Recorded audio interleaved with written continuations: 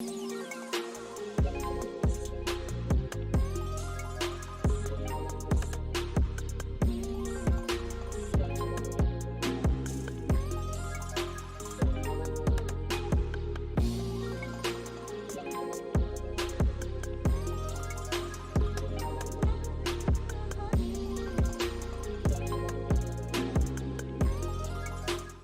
everybody, this is Anthony Sabatini. He's a state representative and congressional candidate in Central Florida, and he's been one of the strongest voices for the America First movement here in Florida.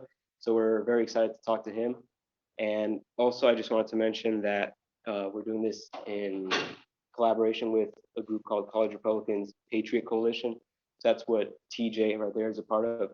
So it's just a network of more America First, pro-Trump college Republican groups from across the country, right?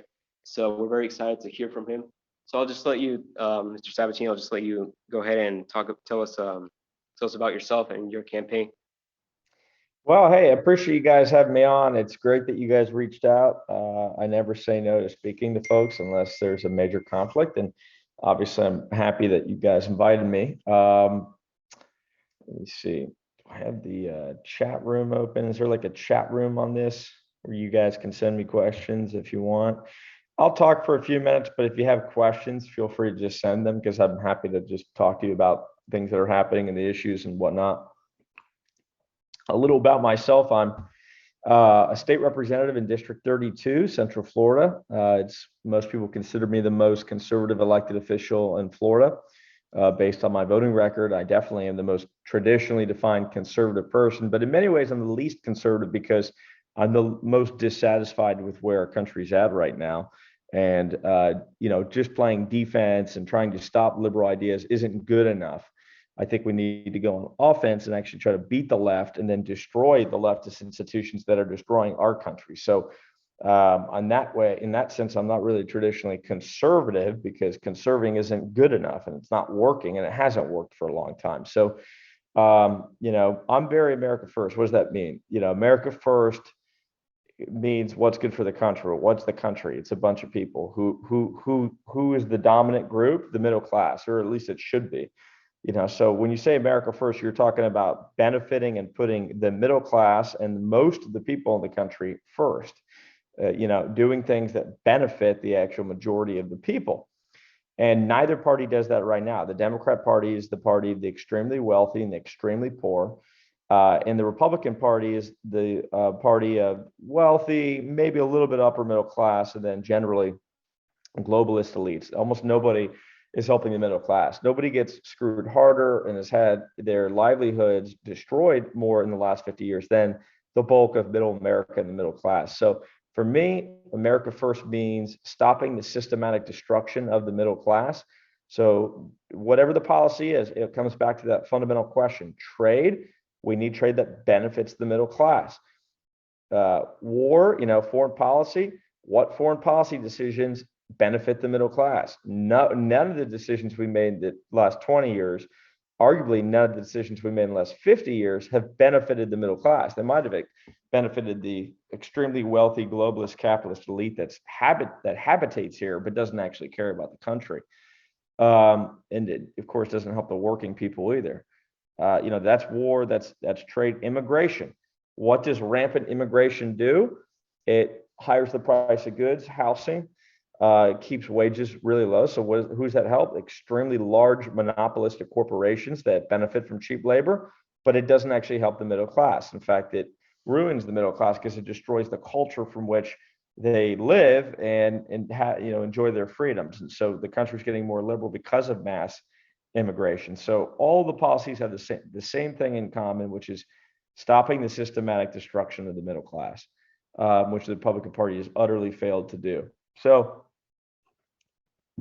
I'm running for Congress because I actually care about the middle class. I am middle class. My family is a bunch of small business owners, and everything that's happened in this country's history in the last 50 years, but especially in the last 2 years, has been geared at destroying the middle class. The Republican Party has done nothing, absolutely nothing to push back on it at all. It's all fake. The opposition to the Democrat policies, the lockdowns, the endless debt, all the insanity we saw in the last 2 years happened on basically a Republican watch. Now we act like Biden and Fauci are doing all these horrible things. They were doing it already.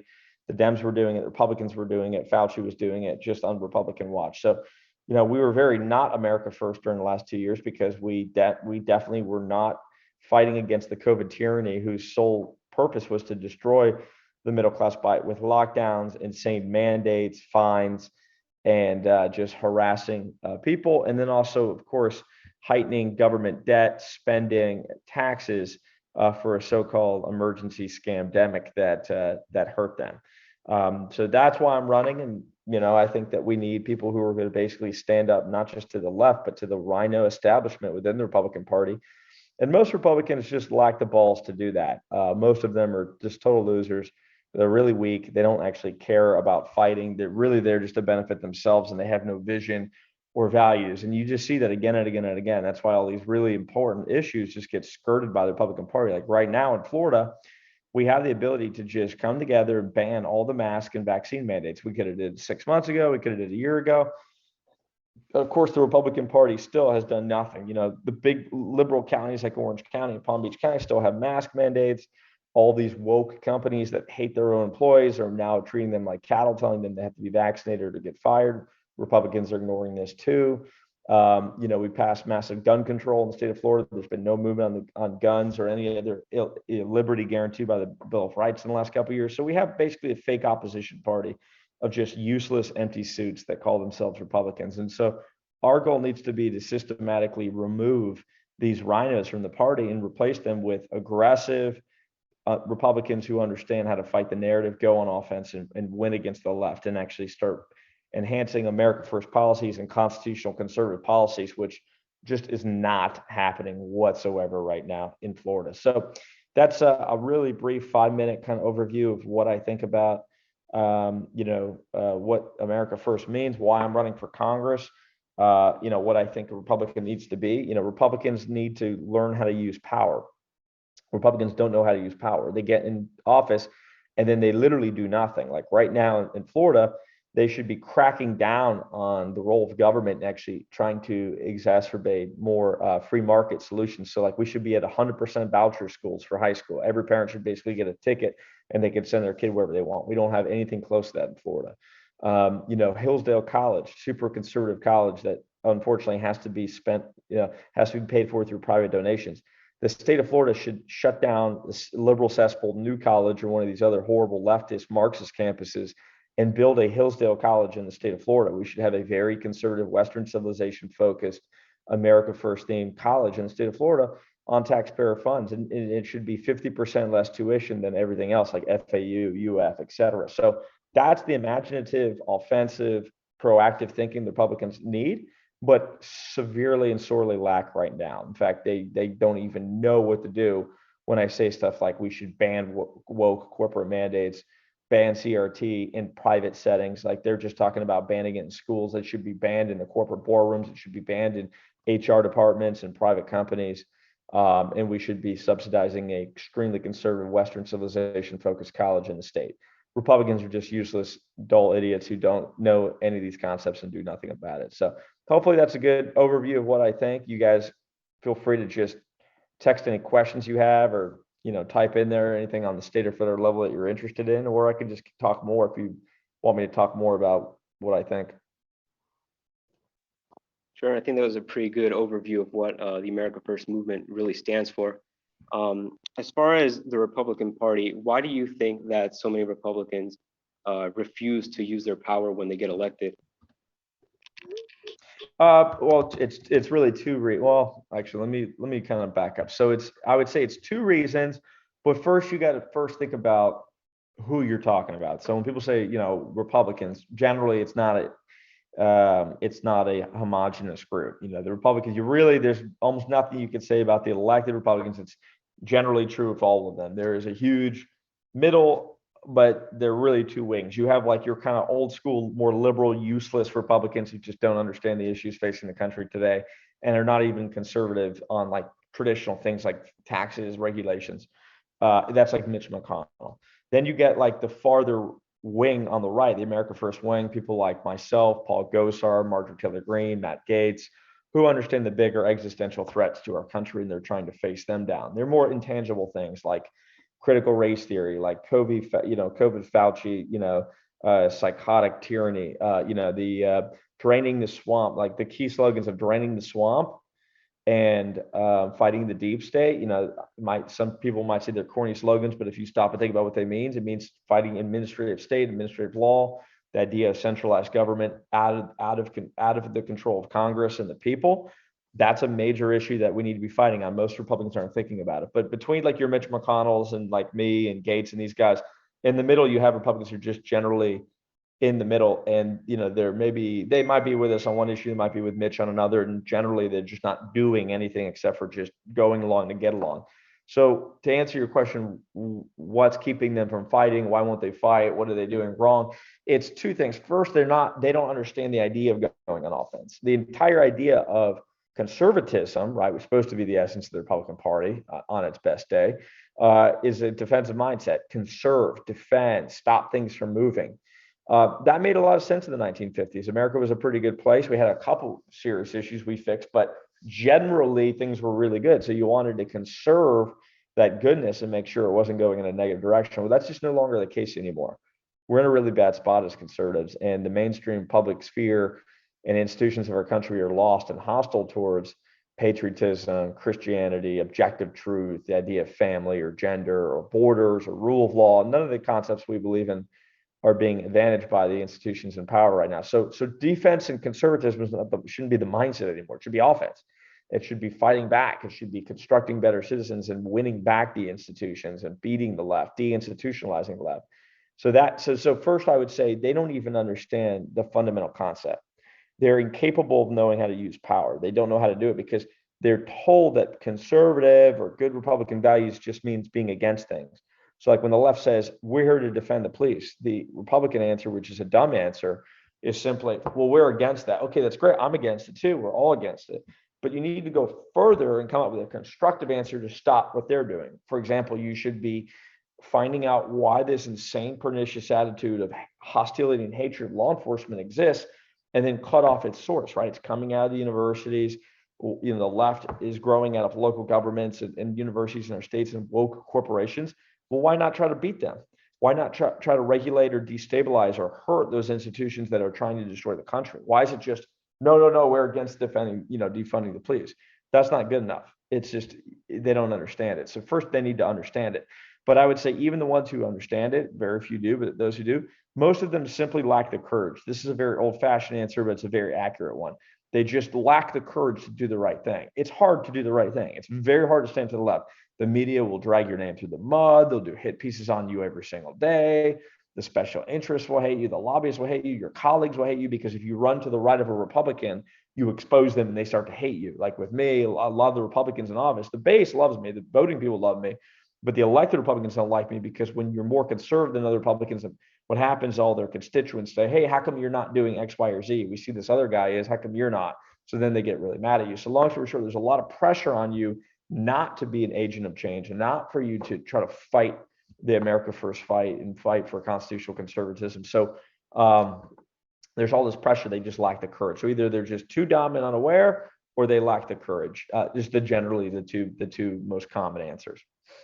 But sometimes it's neither. They might have courage, they just don't care. It's fake. They're in office because it might help them get a better law job or whatever, and they're not there to keep the country going. And a lot of that is explained by this audit business. I'm pushing for an audit. I think it makes sense to do an audit. I think it gets everybody on the same page.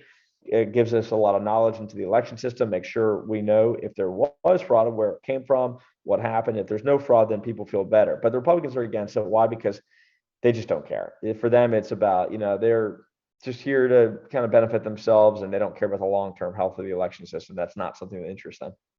Does that make sense? Yeah, I think that's great.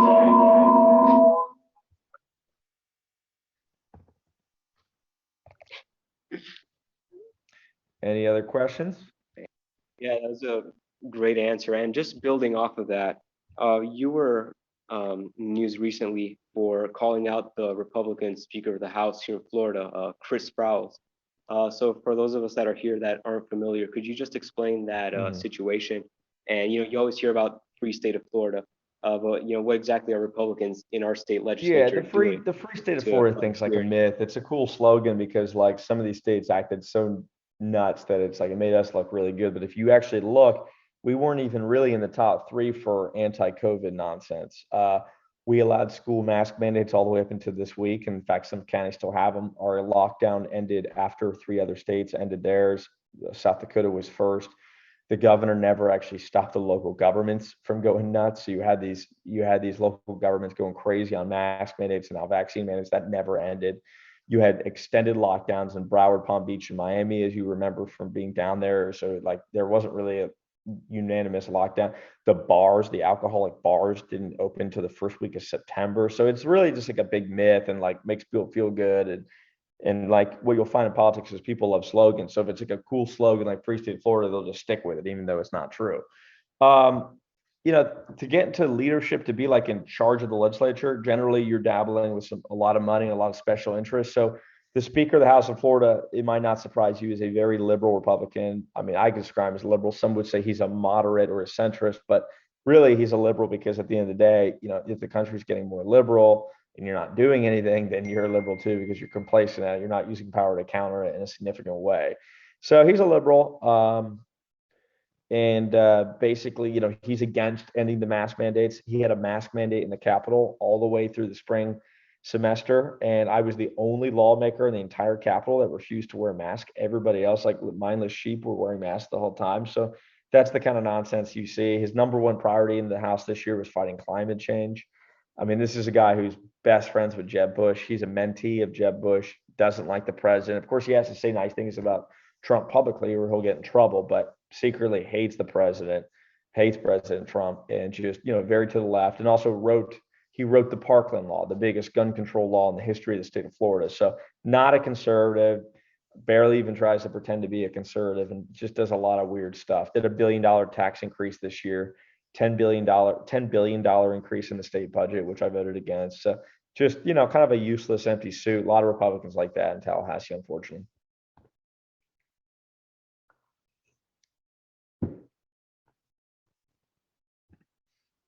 Ask me anything. Okay, yeah, I'm sorry, we're just working with the audio here.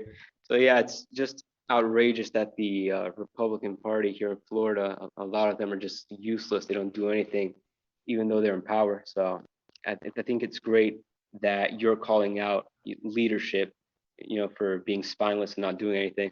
Yeah, So you'll find. I mean, listen, I've done some stuff that like you probably think this is cool, but really it's funny. And not to pat myself on the back, it's actually completely unprecedented. So like I talked to lobbyists, sometimes guys who've worked in Tallahassee for the last 50 years, literally started in the 1970s, and they're like, "You're the first one who's ever exposed the system or attacked the leader or the speaker or the party or whatever." No one does that because there's so much money on the table. There's so much money on the table. So like the average rep will get out and he's like, I can either run for a higher office or I can go be a lobbyist. I can go to a law firm. I mean, generally, the knowledge you get from the system, the connections you have, people want to use that for a big tangential benefit to themselves. And, I'm just wired differently. I look at it as, wow, like I have knowledge of a system that's messed up. I need to go outside and rail against it and fix it and try to break it. But they don't. It's just too much money. They're tempted by the money and there's, everybody's tempted by stuff. So.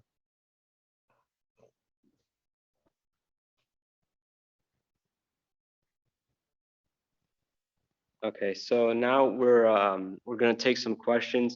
So first we're gonna take questions from people that are here with us in person. So do any of you have any questions for him? Yeah, sure. So come up here.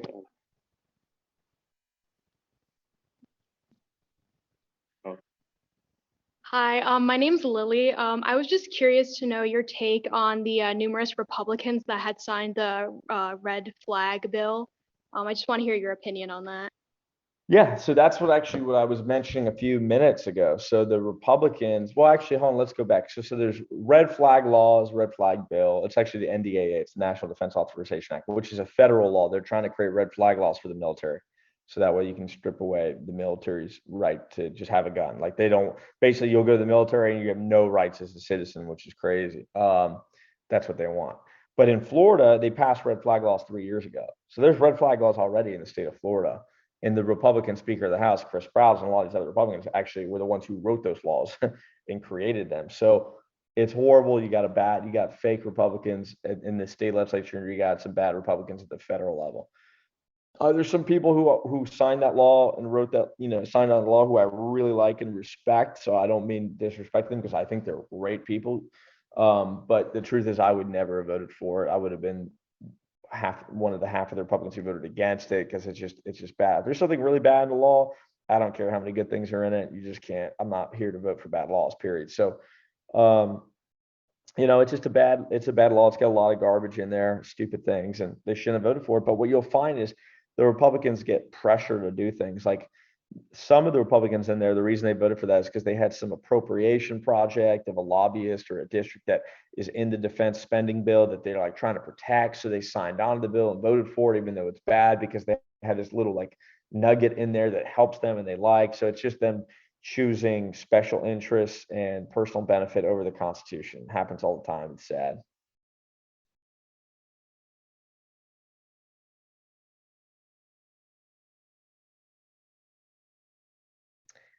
More questions? Okay, so we're gonna take some questions now from people that are here virtually from CRPC. So if you have any questions, please just unmute yourself or raise your hand. I guess I'd like to ask, what is it like working in Congress in a sense? Like all of us here are in college Republicans and we're kind of used to being the black sheep on campus, but what is it like working in an institution that is kind of like hostile to basically your entire essence, your entire being?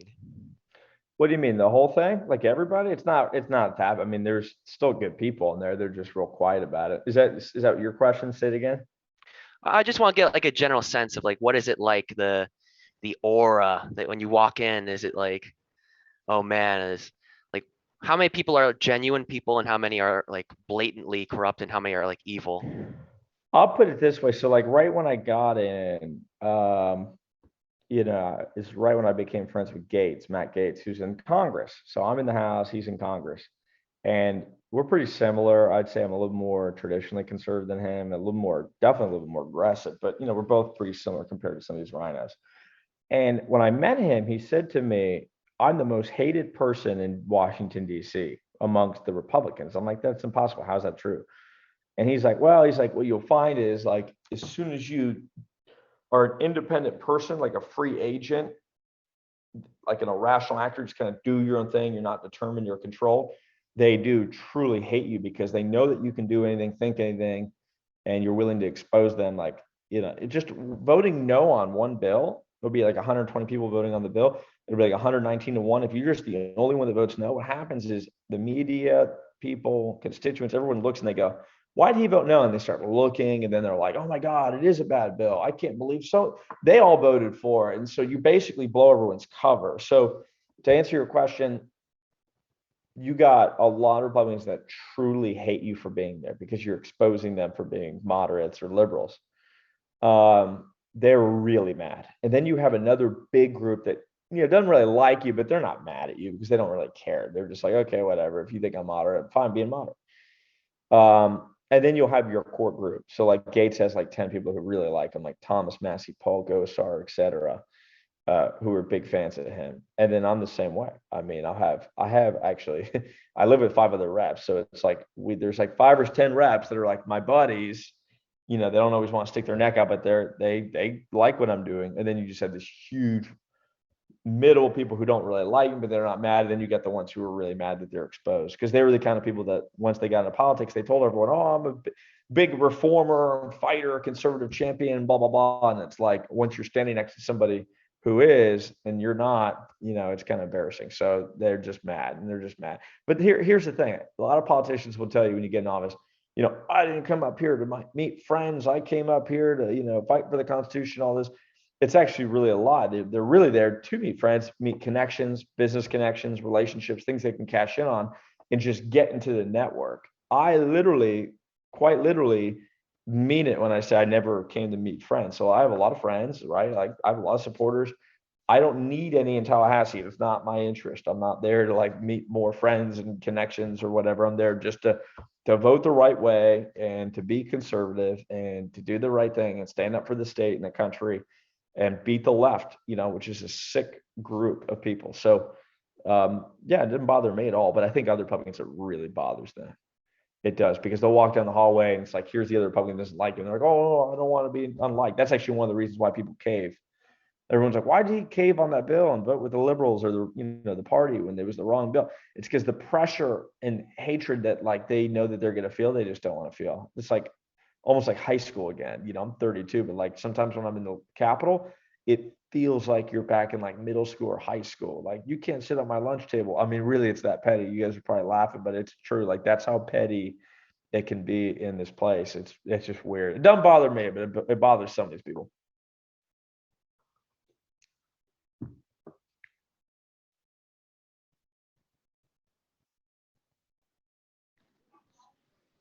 Well, I guess if I had any questions, I would just really want to know your opinion on the border crisis, with particular with the Haitian immigrants, or I guess illegal aliens, but also with the influx of Afghan asylum seekers, refugees, whatever the media wants to call them, I guess.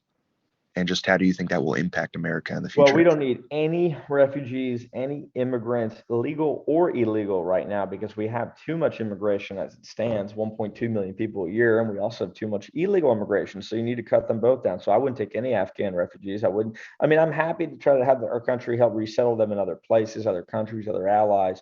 Even if there was a little bit of a cost to that, it's fine. Like, I'm happy to do it, but bringing them here has no benefit to our country in the middle class. Back to what we're talking about. So just no, I wouldn't accept a single one. No Haitians, no Afghans, no anybody. Until we build the wall, get to zero illegal immigration, and then impose a moratorium, and then we can study to see who we want. Maybe the answer is like 50,000 people that we bring in a year. Who knows? But right now it should be zero.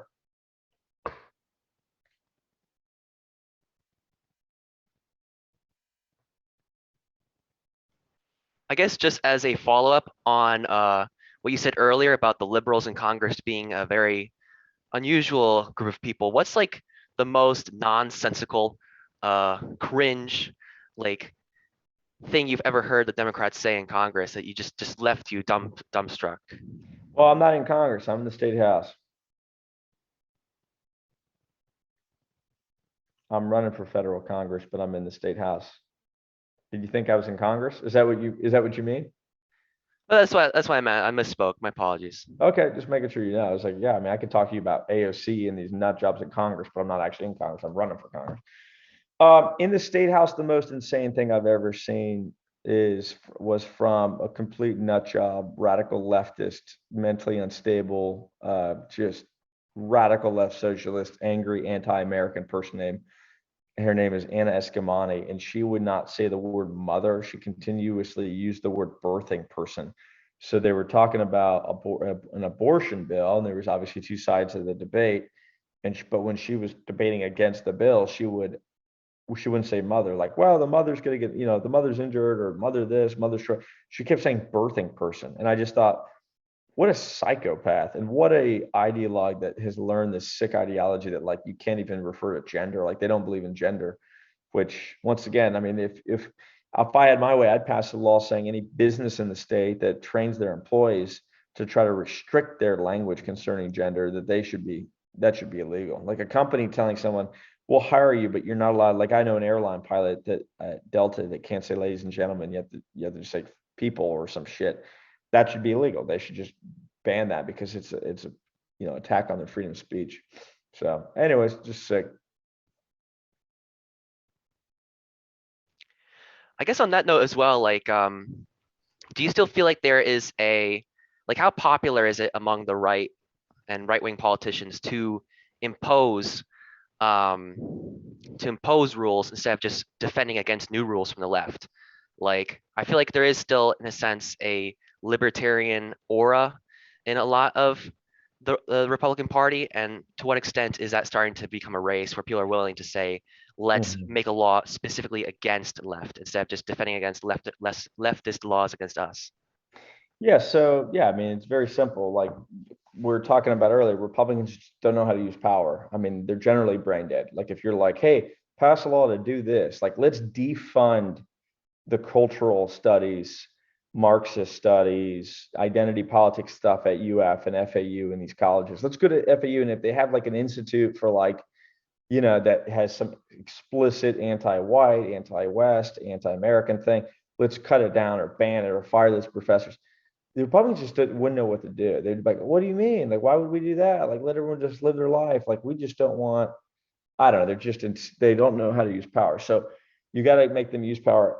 There's a change occurring. I mean, I'm 32. I think it's generally younger people that see that the Republicans failed to use power. Even Reagan, Goldwater, all these guys back in the day, they just don't understand, and they were dominated by this weak, limp-wristed kind of idea that you're just supposed to sit back and do nothing and just be against like slightly higher taxes for corporations, which is nuts. And now they're starting to look at the levers of power differently. They're starting to say, well, if we do a tax cut, why are we doing the tax cut for woke Disney, which hates the Second Amendment, hates families, and hates, they love COVID lockdowns, all this. Like, why would we help them? Why not do the tax cut for the middle class, the working people who vote for us? There's a little bit of that going on, but I'm still like part of a small group that really thinks expressly in that terms. I'll give you an example. Like, I said, let's pass a law. I filed a bill, House Bill 75, which would ban all vaccine mandates. Now the governor and the Republicans are like, yeah, we're against vaccine mandates when government does them. So they're right now pushing a law that says, or pushing a order that says that if you're a government entity and you're firing people because they don't want to be vaccinated, that you can be fined, or making them give you the vaccine passport because they can be fined. But that's 5% of our workforce. So they're completely abandoning the 95% of the workforce that's in the private sector. And they're doing that because they were told in their 1980s mindset, this weak, impotent idea that like, oh, nothing in the private sphere, nothing out there matters, and that the property rights of a corporate boardroom matter more than like millions of Americans. That idea, ability to have free speech, whether it be social media censorship, be free from racism when it comes to CRC, or being able to control their own bodies when it comes to vaccine mandates. None of that matters because the dominant like property rights of the corporation matter more, which is just insane. And the left doesn't do it, right? The left takes over. They're like, okay, here's what the corporations are going to do now. Like, this is what you will do now that we're in charge. So there's a little bit of that change happening. You guys probably see it a little bit more, and like, you guys are going to be part of that change. But the old guard Republicans are totally useless. Like, when I called for a special session to do that and to pass this bill, it was like completely ghosted. There was like 2 Republicans in the whole state of Florida that publicly said that they would support it out of 78 House members. So they're just useless stooges, corporate stooges to like Disney and these big woke companies like Delta, and they're stupid. And we got to get rid of them and just replace them with fighters. They're not fighters. They're just impotent. It's kind of sad to watch, but that's who's in charge right now. Quick question. Well, I guess not really quick, but kind of playing off the last 2 points. I mean, I understand your point that Republicans can't just do nothing, but do you fear that by the Republicans taking advantage of power is going to establish a precedent of more government intervention, and potentially maybe sometime in the far future that power transfers back over to the other side and it just makes things worse? No, this is just a defeated argument. There was an argument, you're citing an argument from like the 60s, 70s, 80s that was like, hey, if you use this heavy-handed government for something, it's going to lead to all these horrible things. Well, the truth is, it's already been used. It's been used since the 1950s, right? When, post-civil rights era, where they started using agencies and government laws to basically interfere with a lot of private sector stuff that wasn't popular before that, but for liberal purposes. So it's like, okay, this is the new normal. Here are the levers of power that you're never going to be able to destroy. Like, hey, listen, if we could just get rid of the federal government entirely and have enormous amounts of states' rights, we wouldn't have these issues. But they're there. They're controlled by whoever's in power. So my argument is you got to use them to your benefit. And your argument, that argument you're citing, it doesn't really make sense because the powers are there. They're being used by left. They've been used for 60 years. It's destroyed our country pretty much. And so it's kind of silly now to be like, but if we use it, wouldn't it lead to this overuse and this heavy-handed destruction of, controlling the private sector? It's like, dude, they've been doing it for 70 years. Like, that's the normal. The normal is Joe Biden doing an OSHA rule like last week saying every business in the country that has 100 employees are going to be shut down and destroyed if they don't prove to us that they purposely, forcefully vaccinate all their employees. Like, this is already happening. It's already here. What we need to do is take over and then use the power to benefit our side and our values more than theirs. So, like, I don't know how else to point that out to people who use the precedential argument. Like, the precedent's getting created. It's already in use. There's no precedent to be created. The precedent already exists. It's happening right now. It's like we take over the federal government like we did from 16 to 18, the White House, the Senate, the presidency, and then we just don't use power. And that's just crazy to me. We got nothing done during this 2 years except for a tax cut, which actually hurt us because the tax cut, even though it helped some of the middle class, it really helped the big woke corporations, which were already benefiting too much. And then they use their power against the conservative movement and against the Republican Party and against Trump. So was it a good idea? I don't know. It didn't look like it in hindsight. So, but nothing else could happen. It was total waste. Thank you.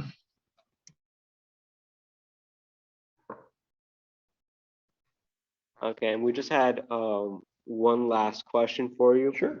and that is, so after January 6th, Capitol Police wanted to set up a field office here in Florida. So what's the status on that? What's going on? So with it that? exists already. They're using it and they're already haunting and hurting Floridians, investigating them and messing with their lives, etc. So I have filed a bill last week that would prohibit the Capitol Police from operating in the state of Florida.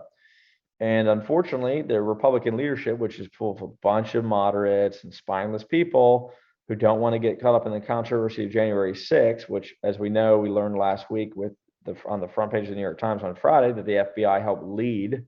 They helped lead the entire so-called attack and trespassing into the Capitol. So I have a bill that would completely and totally ban the Capitol Police from Florida. The way it would happen is it would just make it that no agency, no public employee, no police officer, no sheriff, no nothing in the state could recognize the Capitol Police, work with the Capitol Police, assist the Capitol Police. They can't use anything. They can't use our police, our jails. They can't do warrants here, et cetera. They'd basically just be shut out, and we wouldn't recognize their authority. So, like, they could be arrested if they tried to do something in Florida. That bill exists. It's there. I mean, anybody can do anything they want with it. So we'll see what happens next. I mean, it's there. I mean, the Republicans have the choice to pass it or not pass it. But right now, I don't know what's going to happen because right now the Republicans are afraid to use power. They don't want to use power. They don't know how to use power, and don't even think about it. So they're just like, oh, the Capitol Police are here. That's fine. They can't understand that this is leading to a nationalized police force, which is going to lead to some of the police types of political police agencies, roaming police political agencies you saw in like Nazi Germany. That's where it's going. It's a political police agency that'll just haunt and destroy the lives of anyone they disagree with. So it's got to be banned. We got to do the right thing, but we got to get the right Republicans in office to pass it because right now these Republicans are too weak to do stuff like that. All right, so just tell us all, where can we find your campaign? Where can we keep up with you? So Anthony, SabatiniForCongress.com is my congressional website. But more than check out my website, I would definitely encourage you to follow me on all forms of social media. So Facebook, obviously you'll find me at Anthony Sabatini on my personal and my political pages. Instagram, Twitter, LinkedIn, Getter, Telegram, Signal, everything else you can imagine. I'm on pretty much every platform. So find me, like it, share it, and let's stay in touch. All right, and thank you once again for speaking to us today, and we wish you the best of luck on your campaign. Thank you, man. Appreciate it. We'll talk with you guys soon. Take care.